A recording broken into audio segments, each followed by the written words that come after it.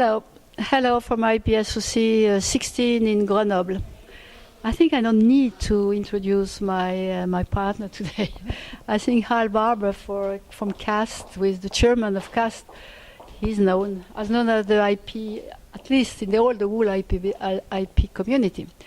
But what's more interesting, he will not sell me his product today. He will not sell CAST services. He will share with us a vision, what's happening, how he sees the future, the past of this world. That I'm very happy about. So please, Hal. Thanks, Gabrielle.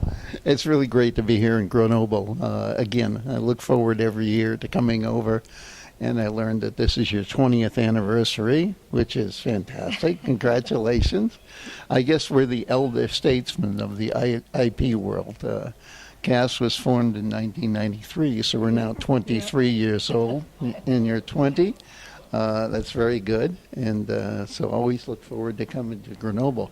One of the great things about Grenoble this time is bright sunshine each day. It seems like many of the times we've come here, we've had snowstorms and various weather things to contend with. It's now pure sunshine, and again, fortunately, we'll go up to Tignes for the next 3 days and do some skiing. But any event, let's talk about business. CAS is doing very well right now. This is a good year for us.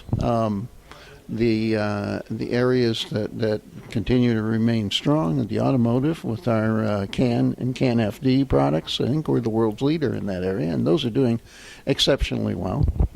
Another area that's doing very well too is the area of compression. Now, we've been in compression for 15 years or so. Originally with image compression, which then led into video compression.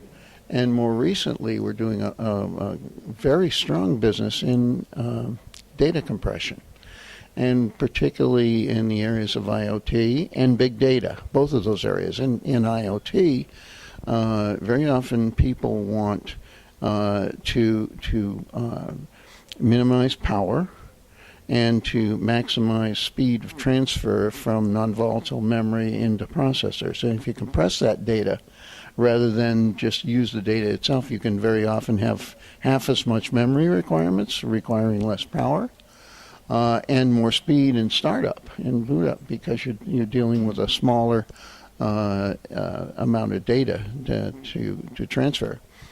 Then also, that same technology of data compression is used by big data. To optimize the resources they're using for storing data. So compressing the data that's going into the servers and coming out of the servers is becoming very popular as well. So it's a good business for us now. And then, of course, the area that we continue to do well is in the processors. As you probably know, we're the world's leader in 8051s, and guess what? The 8051s are still going on and on and on, which is really great.